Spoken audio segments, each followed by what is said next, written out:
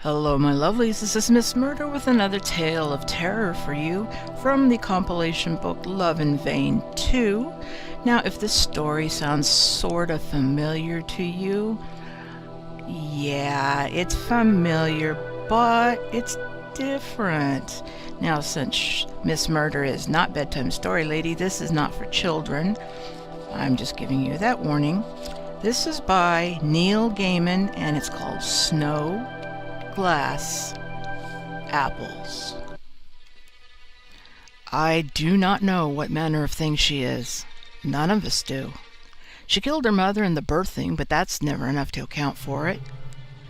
They call me wise, but I am far from wise, for all that I foresaw fragments of it, frozen moments caught in pools of water or in the cold glass of my mirror. If I were wise, I would not have tried to change what I saw. If I were wise, I would have killed myself before ever I encountered her, before ever I caught him. Wise and a witch, or so they said, and I've seen his face in my dreams and in reflections for all my life. 16 years of dreaming of him before he reined his horse by the bridge that day and asked my name. He helped me onto his high horse, and we rode together to my little cottage, my face buried in the gold of his hair. He asked for the best of what I had. A king's right it was. His beard was a red bronze in the morning light, and I knew him, not as a king, for I knew nothing of kings then, but as my love. He took all he wanted from me, the right of kings. But he returned to me on the following day, and on the night after that, his beard so red, his hair so gold, his eyes the blue of a summer sky, his skin tanned the gentle brown of ripe wheat. His daughter was only a child, no more than 5 years of age, when I came to the palace. A portrait of her dead mother hung in the prince's tower room, a tall woman, hair the color of dark wood, eyes nut brown. She was of a different blood to her pale daughter. The girl would not eat with us. I do not know where in the palace she ate. I had my own chambers. My husband, the king, he had his own rooms also. When he wanted me, he would send for me, and I would go to him and pleasure him and take my pleasure with him. One night, several months after I was brought to the palace, she came to my rooms. She was 6. I was embroidering by lamplight, squinting my eyes against the lamp's smoke and fitful illumination. When I looked up, she was there. "Princess?" She said nothing. Her eyes were black as coal, black as her hair. Her lips were redder than blood. She looked up at me and smiled. Her teeth seemed sharp even then in the lamplight. "What are you doing away from your room?" "I'm hungry," she said, like any child. It was winter, when fresh food is a dream of warmth and sunlight, but I had strings of whole apples, cored and dried, hanging from the beams of my chamber, and I pulled an apple down for her. "Here." Autumn is the time of drying, of preserving, a time of picking apples, of rendering the goose fat. Winter is the time of hunger, of snow, and of death, and it is the time of the midwinter feast when we rub the goose fat into the skin of a whole pig, stuffed with that autumn's apples. Then we roast it or spit it, and we prepare to feast upon the crackling. She took the dried apple from me and began to chew it with her sharp, yellow teeth. "Is it good?" She nodded. I had always been scared of the little princess, but at that moment I warmed to her, and, with my fingers, gently I stroked her cheek. She looked at me and smiled. She smiled but rarely. Then she sank her teeth into the base of my thumb, the mound of Venus, and she drew blood. I began to shriek from pain and from surprise, but she looked at me and I fell silent. The little princess fastened her mouth to my hand and licked and sucked and drank. When she was finished, she left my chamber. Beneath my gaze, the cut that she had made began to close, to scab, and to heal. The next day it was an old scar. I might have cut my hand with a pocket knife in my childhood. I had been frozen by her, owned and dominated. That scared me more than the blood she had fed on. After that night, I locked my chamber door at dusk, barring it with an oaken pole, and I had the smith forge iron bars, which he placed across my windows. My husband, my love, my king, sent for me less and less, and when I came to him he was dizzy, listless, confused. He could no longer make love to me as a man makes love, and he would not permit me to pleasure him with my mouth.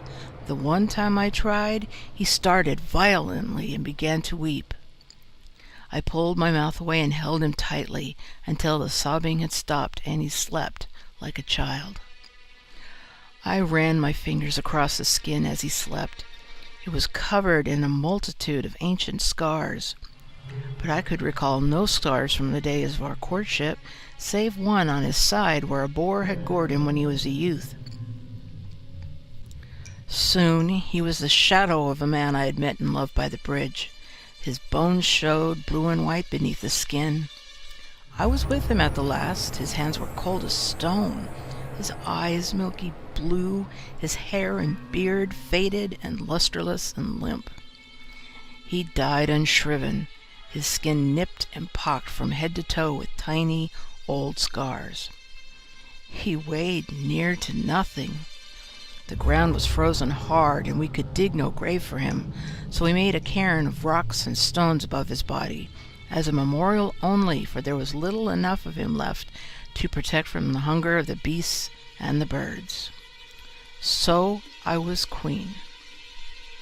And I was foolish and young. 18 summers had come and gone since I first saw daylight, and I did not do what I would do now. If it were today, I would have her heart cut out, true, but then I would have her head and arms and legs cut off. I would have them disembowel her, and then I would watch in the town square as the hangman heated the fire to white heat with bellows, watch unblinking as he consigned each part of her to the fire. I would have archers around the square who would shoot any bird or animal who came close to the flames, any raven or dog or hawk or rat. And I would not close my eyes until the princess was ash. A gentle wind could scatter her like snow. I did not do this thing, and we pay for our mistakes. They say I was fooled, that it was not her heart, that it was the heart of an animal, a stag perhaps, or a boar. They say that, and they are wrong. And some say, but it is her lie, not mine, that I was given the heart and that I ate it. Lies and half-truths fall like snow, covering the things I remember, the things I saw. A landscape unrecognizable after a snowfall.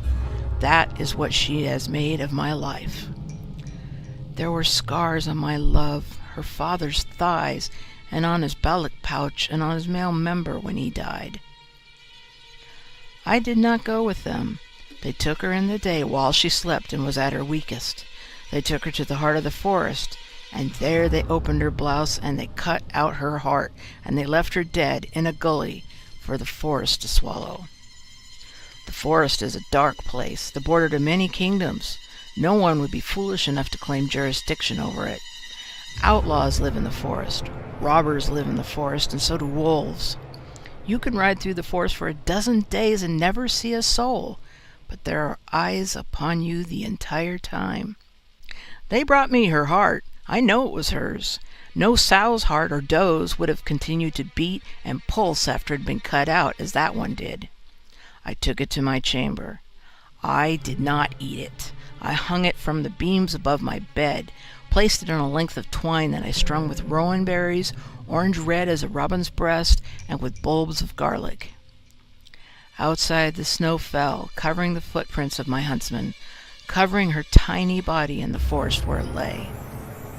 I had the smith remove the iron bars from my windows, and I would spend some time in my room each afternoon through the short winter days, gazing out over the forest until darkness fell.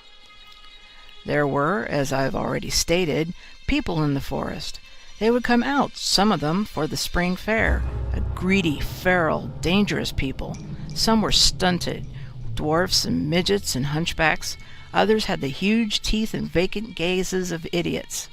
Some had fingers like flippers or crab claws. They would creep out of the forest each year for the spring fair. held when the snows had melted. As a young lass I had worked at the fair, and they had scared me then, the forest folk. I told fortunes for the fair-goers, scrying in a pool of still water, and later, when I was older, in a disk of polished glass, its back all silvered, a gift from a merchant whose straying horse I had seen in a pool of ink. The stall-holders at the fair were afraid of the forest folk. They would nail their wares to the bare boards of their stalls. Slabs of gingerbread or leather belts were nailed with great iron nails to the wood. If their wares were not nailed, they said, the forest folk would take them and run away, chewing on the stolen gingerbread, flailing about them with the belts. The forest folk had money, though, a coin here, another there, sometimes stained green by time or the earth, the face on the coin unknown to even the oldest of us. Also, they had things to trade, and thus the fair continued, serving the outcasts and the dwarfs, serving the robbers, if they were circumspect, who preyed on the rare travelers from lands beyond the forest, or on gypsies, or on the deer. This was robbery in the eyes of the law. The deer were the queens. The years passed by slowly, and my people claimed I ruled them with wisdom. The heart still hung above my bed, pulsing gently in the night. If there were any who mourned the child, I saw no evidence. She was a thing of terror back then, and they believed themselves well rid of her. Spring fair followed spring fair, 5 of them, each sadder, poorer, shoddier than the one before. Fewer of the forest folk came out of the forest to buy. Those who did seemed subdued and listless. The stall-holders stopped nailing their wares to the boards of the stalls. And by the 5th year, but a handful of folk came from the forest, a fearful huddle of little hairy men, and no one else. The lord of the fair and his page came to me when the fair was done. I had known him slightly before I was queen. "I do not come to you as my queen," he said. I said nothing. I listened. "I come to you because you are wise," he continued. "When you were a child, you found a strayed foal by staring into a pool of ink. When you were a maiden, you found a lost infant who had wandered far from her mother by staring into that mirror of yours. You know secrets, and you can seek out things hidden." "My queen," he asked, "what is taking the forest folk? Next year there will be no spring fair. The travelers from other kingdoms have grown scarce and few. The folk of the forest are almost gone. Another year like the last, and we shall all starve." I commanded my maid-servant to bring me my looking-glass. It was a simple thing, a silver-backed glass disc, which I kept wrapped in a doe-skin in a chest in my chamber. They brought it to me then, and I gazed into it. She was 12, and she was no longer a little child. Her skin was still pale, her eyes and hair coal-black, her lips blood-red. She wore the clothes she had worn when she left the castle for the last time, the blouse, the skirt, although they were much let out, much mended. Over them she wore a leather cloak, and instead of boots she had leather bags tied with thongs over her tiny feet. She was standing in the forest beside a tree. As I watched, in the eye of my mind, I saw her edge and step and flitter and pad from tree to tree like an animal, a bat or a wolf. She was following someone. He was a monk. He wore sackcloth, and his feet were bare and scabbed and hard. His beard and tonsure were of a length overgrown, unshaven. She watched him from behind the trees. Eventually he paused for the night and began to make a fire, laying twigs down, breaking up a robin's nest as kindling. He had a tinder box in his robe, and he knocked the flint against the steel until the sparks caught the tinder and the fire flamed. There had been 2 eggs in the nest he had found, and these he ate, raw. They cannot have been much of a meal for so big a man. He sat there in the firelight, and she came out from her hiding place. She crouched down on the other side of the fire and stared at him. He grinned, as if it were a long time since he had seen another human, and beckoned her over to him. She stood up and walked around the fire and waited, an arm's length away. He pulled in his robe until he found a coin, a tiny copper penny, and tossed it to her. She caught it and nodded and went to him. He pulled at the robe around his waist, and his robe swung open. His body was as hairy as a bear's. She pushed him back onto the moss. One hand crept spider-like through the tangle of hair until it closed on his manhood. The other hand traced a circle on his left nipple. He closed his eyes and fumbled one huge hand under her skirt. She lowered her mouth to the nipple she had been teasing, her smooth skin white on the furry brown body of him. She sank her teeth deep into his breast. His eyes opened, then they closed again, and she drank. She straddled him, and she fed. As she did so, a thin, blackish liquid began to dribble from between her legs. "Do you know what is keeping the travelers from our town? What is happening to the forest people?" asked the head of the fair.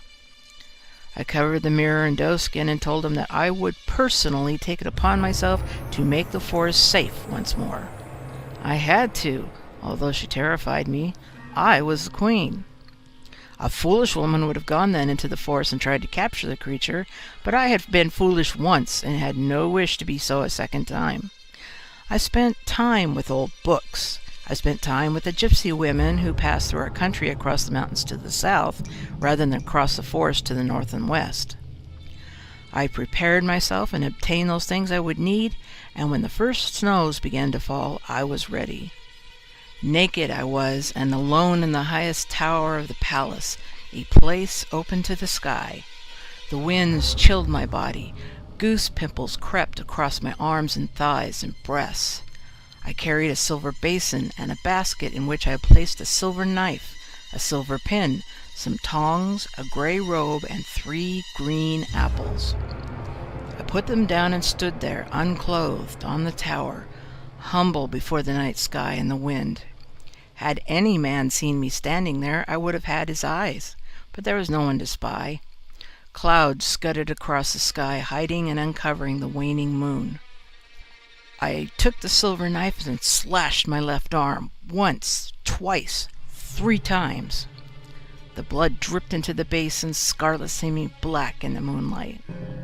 I added the powder from the vial that hung around my neck. It was a brown dust made of dried herbs and the skin of a particular toad, and from certain other things. It thickened the blood while preventing it from clotting. I took the 3 apples, one by one, and pricked their skins gently with my silver pen. Then I placed the apples in the silver bowl and let them sit there while the first tiny flakes of snow of the year fell slowly onto my skin and onto the apples and onto the blood. When dawn began to brighten the sky, I covered myself with the gray cloak and took the red apples from the silver bowl one by one, lifting each into my basket with silver tongs, taking care not to touch it. There was nothing left of my blood or of the brown powder in the silver bowl, nothing save a black residue like a verdigris on the inside. I buried the bowl in the earth. Then I cast a glamour on the apples, as once, years before, by a bridge I had cast a glamour on myself, that they were, beyond any doubt, the most wonderful apples in the world, and the crimson blush of their skins was the warm color of fresh blood. I pulled the hood of my cloak low over my face, and I took ribbons and pretty hair ornaments with me, placed them above the apples in the reed basket, and I walked alone in the forest until I came to her dwelling, a high sandstone cliff laced with deep caves going back away into the rock wall. There were trees and boulders around the cliff face, and I walked quietly and gently from tree to tree without disturbing a twig or a fallen leaf. Eventually, I found my place to hide, and I waited, and I watched. After some hours, a clutch of dwarves crawled out of the hole in the cave front, ugly, misshapen, hairy little men, the old inhabitants of this country. You saw them seldom now. They vanished into the wood, and none of them espied me, though one of them stopped to piss against the rock I hid behind. I waited. No more came out. I went to the cave entrance and hallooed into it in a cracked old voice. The scar on my mound of Venus throbbed and pulsed as she came toward me, out of the darkness, naked and alone. She was 13 years of age, my stepdaughter, and nothing marred the perfect whiteness of her skin, save for the livid scar on her left breast where her heart had been cut from her long since. The inside of her thighs were stained with wet black filth. She peered at me, hidden as I was in my cloak. She looked at me hungrily. "Ribbons, good wife," I croaked. "Pretty ribbons for your hair?" She smiled and beckoned to me. A tug, the scar on my hand was pulling me toward her. I did what I had planned to do, but I did it more readily than I had planned. I dropped my basket and screeched like the bloodless old peddler woman I was pretending to be, and I ran. My gray cloak was the color of the forest, and I was fast. She did not catch me. I made my way back to the palace. I did not see it. Let us imagine, though, the girl returning, frustrated and hungry, to her cave, and finding my fallen basket on the ground. What did she do? I like to think she played first with the ribbons, twined them into her raven hair, looped them around her pale neck or her tiny waist.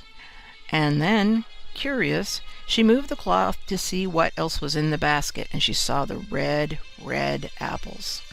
They smelled like fresh apples, of course, and they also smelled of blood. And she was hungry. I imagine her picking up an apple, pressing it against her cheek, feeling the cold smoothness of it against her skin. And she opened her mouth and bit deep into it. By the time I reached my chambers, the heart that hung from the roof beam with the apples and hams and the dried sausages had ceased to beat. It hung there quietly, without motion or life, and I felt safe once more. That winter the snows were high and deep and were late melting. We were all hungry come the spring. The spring fair was slightly improved that year. The forest folk were few, but they were there, and there were travelers from the lands beyond the forest. I saw the little hairy men of the forest cave buying and bargaining for pieces of glass and lumps of crystal and of quartz rock. They paid for the glass with silver coins, the spoils of my stepdaughter's depredations, I had no doubt. When it got about what they were buying, townsfolk rushed back to their homes, came back with their lucky crystals, and in a few cases with whole sheets of glass. I thought, briefly, about having the little men killed, but I did not. As long as the heart hung, silent and immobile and cold, from the beam of my chamber, I was safe, and so were the folks of the forest, and thus, eventually, the folk of the town. My 25th year came, and my stepdaughter had eaten the poisoned fruit 2 winters back when the prince came to my palace. He was tall, very tall, with cold green eyes and the swarthy skin of those from beyond the mountains. He rode with a small retinue, large enough to defend him, small enough that another monarch, myself for instance, would not view him as a potential threat. I was practical. I thought of the alliance of our lands, thought of the kingdom running from the forest all the way south to the sea. I thought of my golden-haired, bearded love, dead these 8 years, and, in the night, I went to the prince's room. I am no innocent, although my late husband, who was once my king, was truly my first lover, no matter what they say. At first the prince seemed excited. He bade me remove my shift, and made me stand in front of the open window far from the fire until my skin was chilled stone cold. Then he asked me to lie upon my back with my hands folded across my breast, my eyes wide open, but staring only at the beams above. He told me not to move and to breathe as little as possible. He implored me to say nothing. He spread my legs apart. It was then that he entered me. As he began to thrust inside me, I felt my hips raise, felt myself begin to match him, grind for grind, push for push. I moaned. I could not help myself. His manhood slid out of me. I reached out and touched it, a tiny, slippery thing. "Please," he said softly, "you must neither move nor speak. Just lie there on the stone, so cold and so fair." I tried, but he had lost whatever force it was that had made him virile, and some short while later I left the prince's rooms, his curses and tears still resounding in my ears. He left early the next morning with all his men, and they rode off into the forest. I imagine his loins now as he rode, a knot of frustration at the base of his manhood. I imagine his pale lips pressed so tightly together. Then I imagine his little troop riding through the forest, finally coming upon the glass and crystal cairn of my stepdaughter, so pale, so cold, naked beneath the glass, and little more than a girl, and dead. In my fancy, I can almost feel the sudden hardness of his manhood inside his breeches, envision the lust that took him then, the prayers he muttered beneath his breath, and thanks for his good fortune. I imagine him negotiating with the little hairy man, offering them gold and spices for the lovely corpse under the crystal mound. Did they take his gold willingly, or did they look up to see his men on their horses with their sharp swords and their spears, and realize they had no alternative? I do not know. I was not there. I was not scrying. I can only imagine. Hands pulling off the lumps of glass and quartz from her cold body. Hands gently caressing her cold cheek, moving her cold arm, rejoicing to find the corpse still fresh and pliable. Did he take her there in front of them all, or did he have her carried to a secluded nook before he mounted her? I cannot say. Did he shake the apple from her throat, or did her eyes slowly open as he pounded into her cold body? Did her mouth open, those red lips part, those sharp yellow teeth close on his swarthy neck, as the blood, which is the life, trickled down her throat, washing down and away the lump of apple, my own, my poison? I imagine. I do not know. This I do know. I was woken in the night by her heart pulsing and beating once more. Salt blood dripped onto my face from above. I sat up. My hand burned and pounded as if I'd hit the base of my thumb with a rock. There was a hammering on the door. I felt afraid, but I am a queen, and I would not show fear. I opened the door. First, his men walked into my chamber and stood around me with their sharp swords and their long spears. Then he came in, and he spat in my face. Finally, she walked into my chamber as she had when I was first a queen, and she was a child of 6. She had not changed, not really. She pulled down the twine on which her heart was hanging. She pulled off the rowan berries one by one, pulled off the garlic bulb, now a dried thing after all these years. Then she took up her own, her pumping heart, a small thing no larger than that of a nanny goat or a she-bear, as it brimmed and pumped its blood into her hand. Her fingernails must have been as sharp as glass. She opened her breasts with them, running them over the purple scar. Her chest gaped, suddenly open and bloodless. She licked her heart once as the blood ran over her hands, and she pushed the heart deep into her breast. I saw her do it. I saw her close the flesh of her breast once more. I saw the purple scar begin to fade. Her prince looked briefly concerned, but he put his arm around her nonetheless, and they stood side by side, and they waited. And she stayed cold, and the bloom of death remained on her lips, and his lust was not diminished in any way. They told me they would marry, and the kingdoms would indeed be joined. They told me I would be with him on their wedding day. It is starting to get hot in here. They have told the people bad things about me, a little truth to add savor to the dish, but mixed with many lies. I was bound and kept in a tiny stone cell beneath the palace, and I remained there through the autumn. Today they fetched me out of the cell. They stripped the rags from me and washed the filth from me, and then they shaved my head and my loins, and they rubbed my skin with goose grease. The snow was falling as they carried me, 2 men at each hand, 2 men at each leg, utterly exposed and spread-eagled and cold through the midwinter crowds, and brought me to this kiln. My stepdaughter stood there with her prince. She watched me in my indignity, but she said nothing. As they thrust me inside, jeering and chafing as they did so, I saw one snowflake land upon her white cheek and remain there without melting. They closed the kiln door behind me.